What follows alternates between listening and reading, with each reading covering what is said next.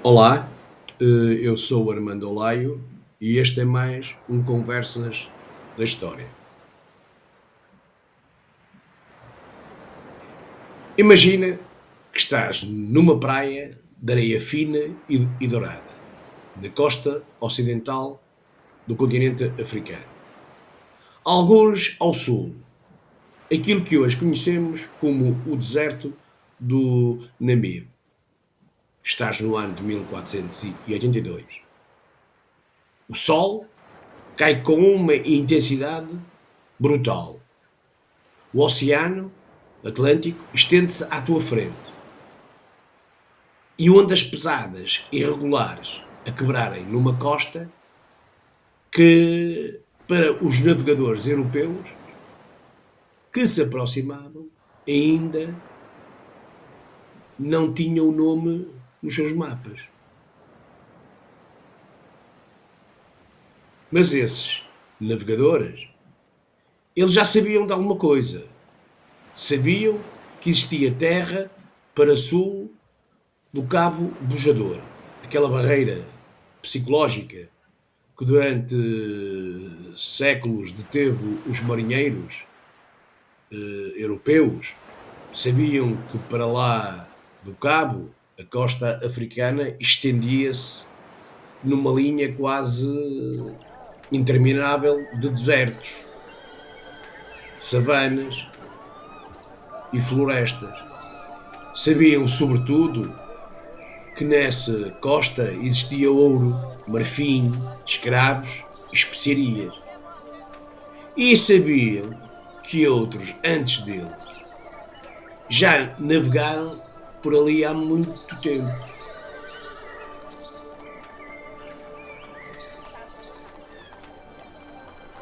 O que não sabiam, porque ainda não, eles não tinham forma de saber, era que a sua chegada a essa costa iria desencadear uma das transformações mais profundas da história mundial. Que o contacto que iriam estabelecer mudaria para sempre a vida de milhões de africanos. Que os acordos que iriam assinar, as feitorias que iriam construir, as rotas que iriam abrir, iriam criar uma rede de interdependência entre os dois continentes que ainda não imaginavam ser possível e que 500 anos depois ainda estaríamos a tentar compreender essas consequências daquele primeiro encontro.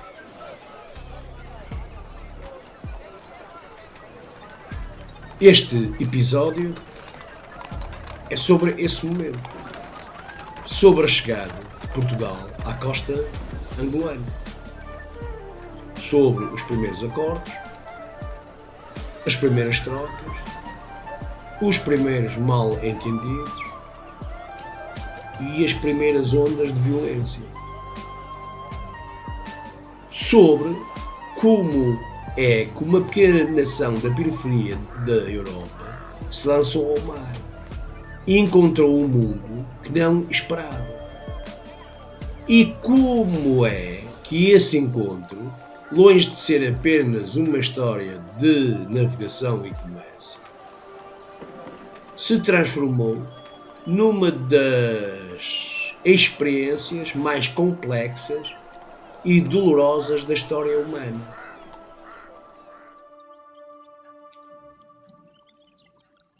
Mas para compreender o que aconteceu em 1482, precisamos primeiro de perceber o que é que levou aqueles navios a lá chegarem. E isso obriga-nos a voltar atrás, a Portugal, a uma península ibérica ainda a recuperar da Reconquista, a uma sociedade rural, pobre, que de repente se descobre com o acesso ao oceano.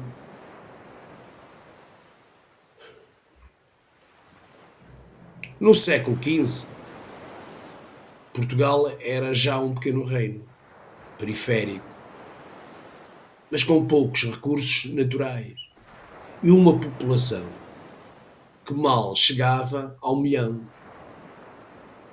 de habitantes. A Reconquista, aquela lenta reconquista cristã da Península Ibérica aos mouros, tinha chegado ao fim em 1249, com a tomada do Algarve. Mas o que é que iriam fazer com essa energia guerreira? Agora, eles não tinham mais terras para conquistar.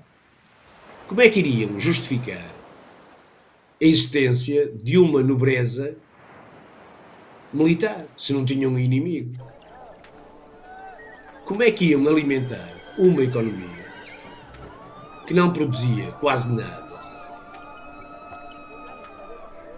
e o resto da Europa não tinha interesse em nos comprar nada? A resposta, como é óbvio, veio do mar. Ou melhor, ela veio de quem olhou para o mar e viu ali uma possibilidade que os outros não viam. Eles viam apenas perigo e desconhecido.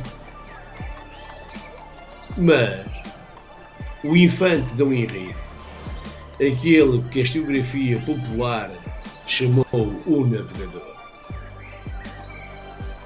embora ele próprio nunca tenha navegado para lá do Estreito de Gibraltar, ele compreendeu algo fundamental. Que o Oceano Atlântico, longe de ser uma barreira, poderia ser uma estrada.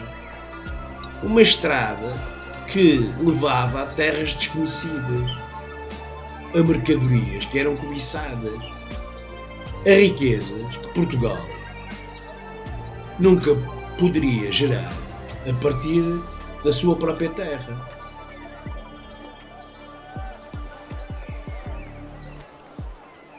Mas o Dom Henrique não era o único visionário.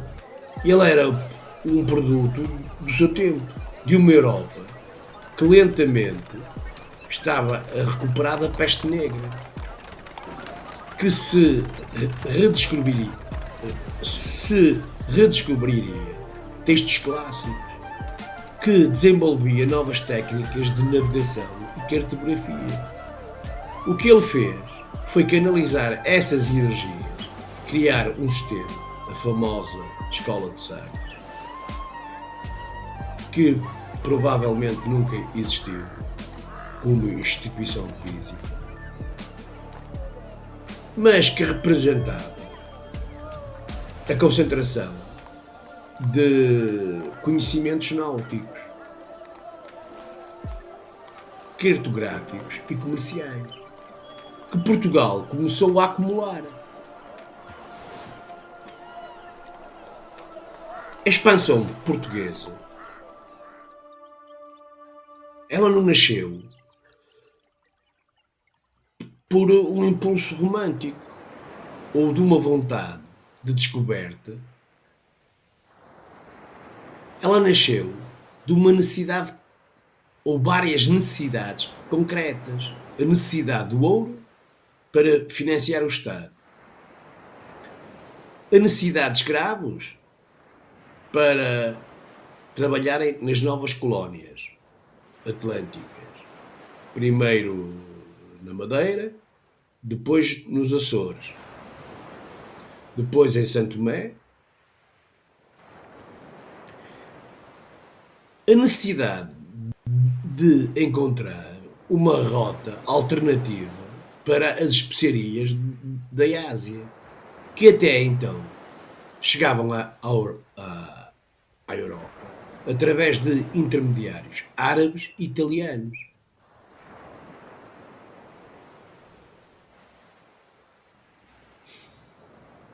Em 1415, Portugal conquista Ceuta.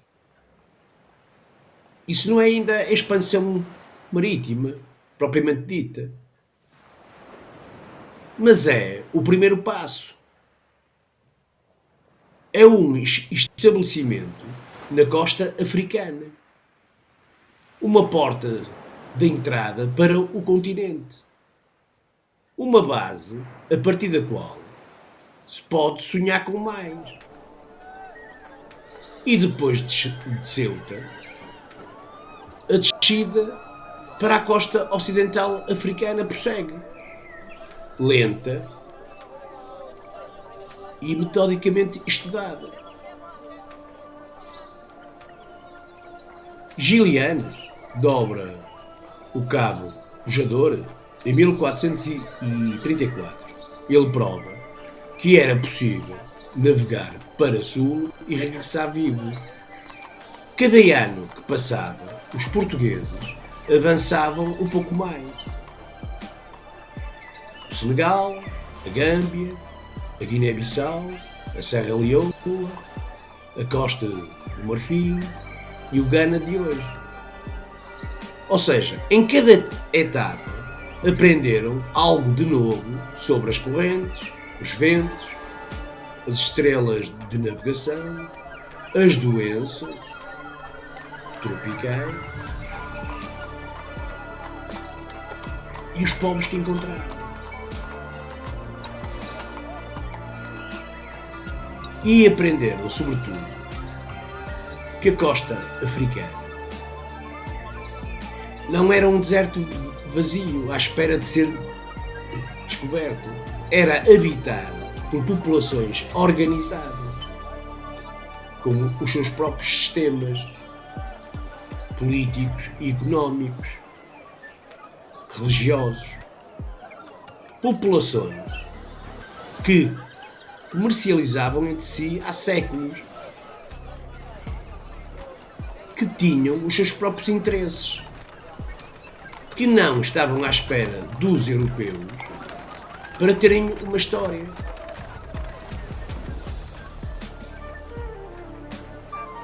Esta é uma verdade que a historiografia colonial, durante muito tempo, esqueceu ou ignorou. Que os portugueses, quando chegaram à costa africana, não encontraram um continente vazio. Encontraram sociedades complexas, reinos, redes comerciais que se estendiam pelo interior do continente até ao Saara. E para lá dele, os portugueses inseriram-se nessas redes, aproveitaram-nas, modificaram-nas, mas não as criaram.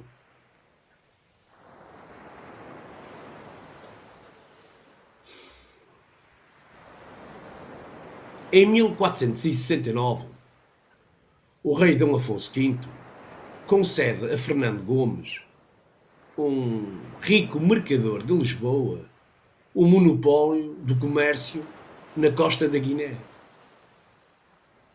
com uma condição: que cada ano avance 100 léguas para sul. É um contrato comercial, não uma missão de descoberta. Fernando Gomes cumpriu com eficiência mercantil. Em 1471, os portugueses chegavam ao que é hoje o Ghana, à chamada Costa do Ouro. Em 1472, ao delta do Níger. E em 1482, o ano que nos interessa, Diogo Cão, um cavaleiro da Casa Real, é enviado ainda mais para sul, com ordens de explorar, de negociar e de estabelecer contactos.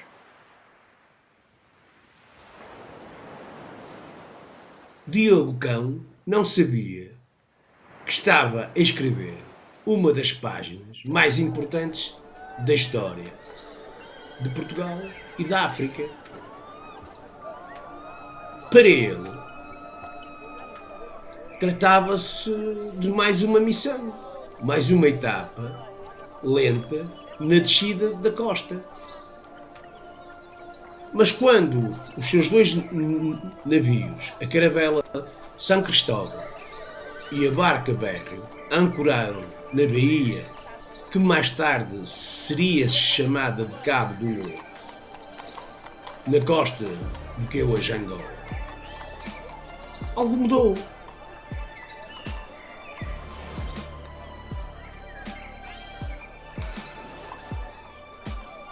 O que Diogo Cão encontrou quando chegou àquela costa? Encontrou, antes de mais, um ambiente natural que lhe era estranho. A costa angolana, naquela latitude, é marcada por uma estreita faixa de terra árida, chamado deserto do Namibe, que se estende por centenas de quilómetros, desde o sul de Angola até ao norte da Namíbia. É uma paisagem de dunas, de areia e de pedra, de pouca vegetação, de névoa matinal que vem do mar e que desaparece com o calor do dia.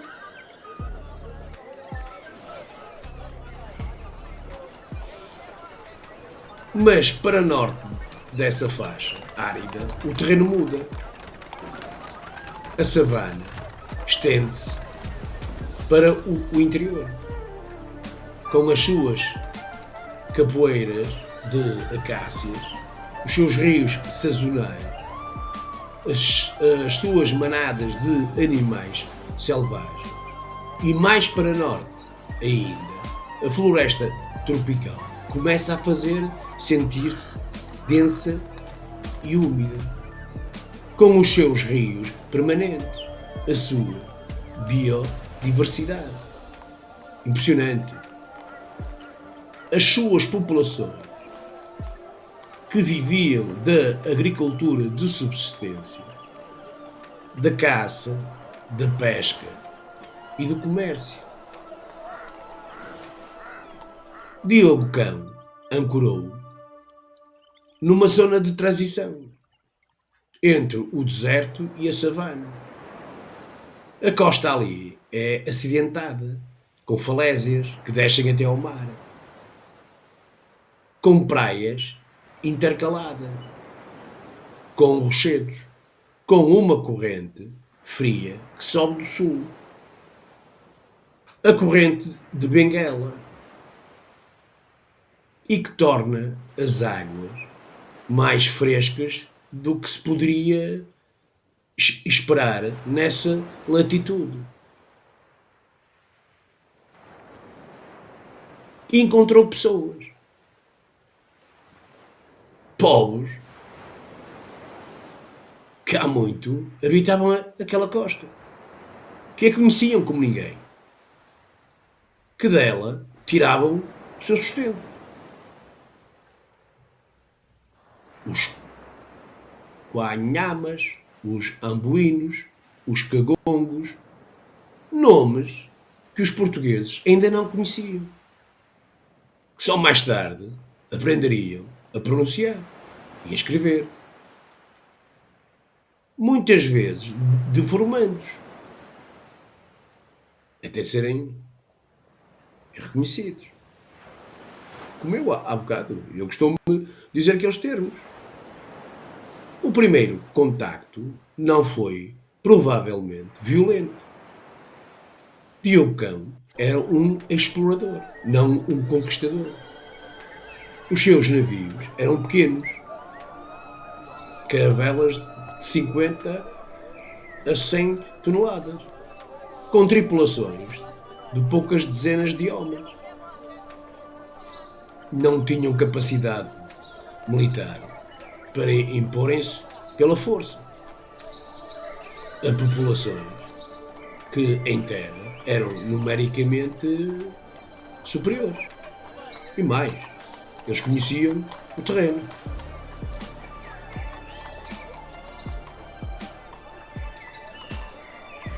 O que os portugueses tinham eram bens de troca. Pano de linho, coral vermelho, contas de vidro, as chamadas miçangas, ferro em barras, sal, vinho, bens que na Europa valiam pouco, mas que naquele contexto africano tinham valor, precisamente por serem raros, e tinham sobretudo algo que os africanos desconheciam: as armas de fogo. Não era que os portugueses distribuíssem armas de fogo às populações que encontravam. Pelo contrário, as mantinham-nas como instrumentos de intimidação e de defesa.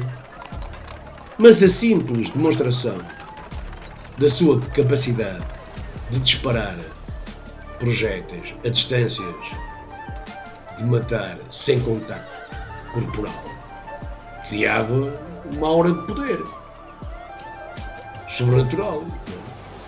Para aquela gente aquilo era sobrenatural, que os portugueses souberam explorar.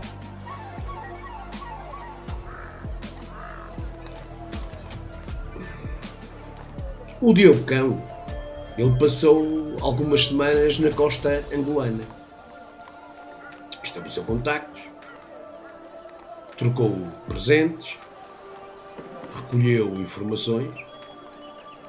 Depois, continuou para sul, dobrando o Cabo da Cruz,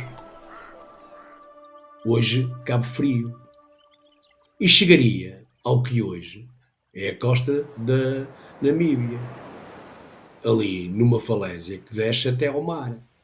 Manda-o erguer um padrão de pedra. O que é um padrão de pedra? Uma cruz portuguesa com uma inscrição que declarava a posse daquela terra para o rei de Portugal.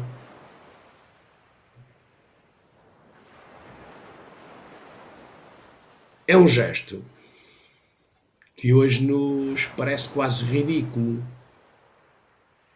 na sua pretensão. Uma cruz de pedra numa falésia deserta a milhares de quilómetros de Lisboa, a declarar que aquela terra pertencia a alguém que nunca tinha lá posto os pés.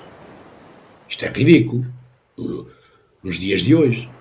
Mas para o Diogo Cão e para os seus contemporâneos tinha sentido. Era a forma de eles marcarem presença, de estabelecerem direitos, de dizerem ao mundo, ou pelo menos às outras potências europeias, que aquela costa já tinha dono, que éramos nós. O padrão de Diogo Cão não era, contudo, uma tomada de posse efetiva. Portugal não tinha, naquele momento, capacidade para ocupar militarmente aquela costa, para administrá-la, para povoá-la. O padrão era um ato simbólico, uma reivindicação que só teria valor se Portugal conseguisse, de facto, transformar aquela costa num espaço de interesse económico e político.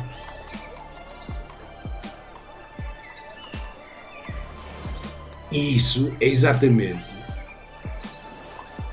o que começou a acontecer nas décadas seguintes.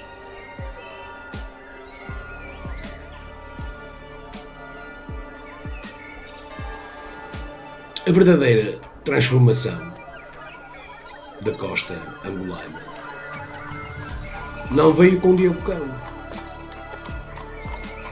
mas com aquilo que se seguiu, com a crescente pressão do comércio de escravos, que transformou a costa ocidental africana num dos cenários mais lucrativos e mais horríveis da história mundial. Com a descoberta em 1498 do caminho marítimo para a Índia por Vasco da Gama, que fez da costa africana uma etapa obrigatória na rota das especiarias, com a crescente competição europeia pelo acesso aos recursos africanos, que levou Portugal a tentar consolidar a sua presença antes que os outros o fizessem. Em 1491, 9 anos depois de Diogo Cão, uma expedição portuguesa chegou ao Reino do Congo, mais para norte, na costa do que é hoje a República Democrática do Congo e o norte da Angola, liderada por Gonçalo de Sousa.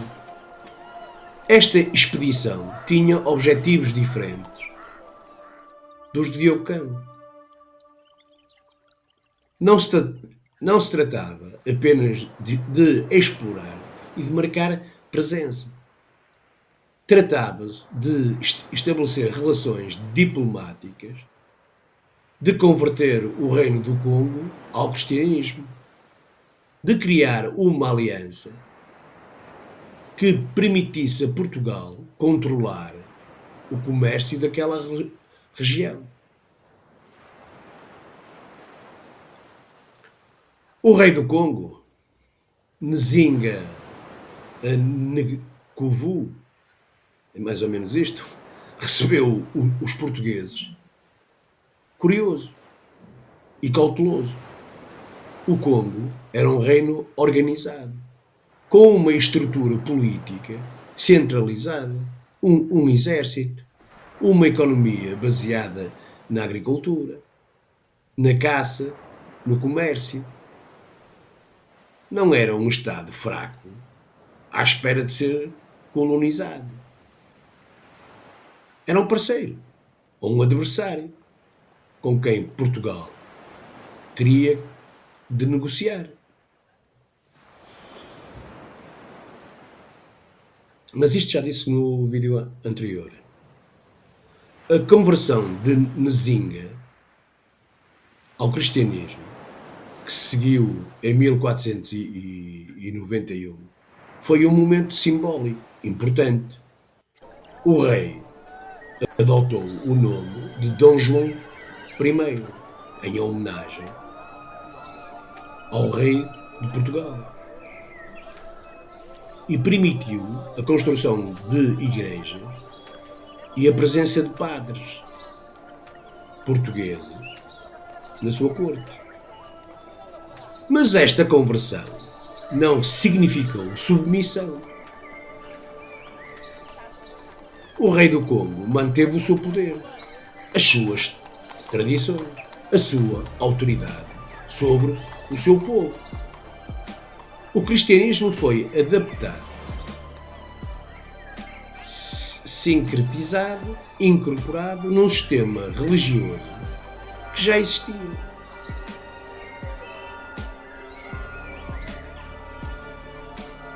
A relação entre Portugal e o Congo foi, durante décadas, uma relação de parceria desigual. Portugal precisava do Congo como fonte de escravos e como uma etapa na rota para a Índia. O Congo precisava de Portugal como fonte de bens manufaturados, de armas de apoio político nas suas guerras contra reinos vizinhos. Só que esta parceria, ela estava sempre desequilibrada, sempre a favor de Portugal, que controlava os meios de transporte marítimo.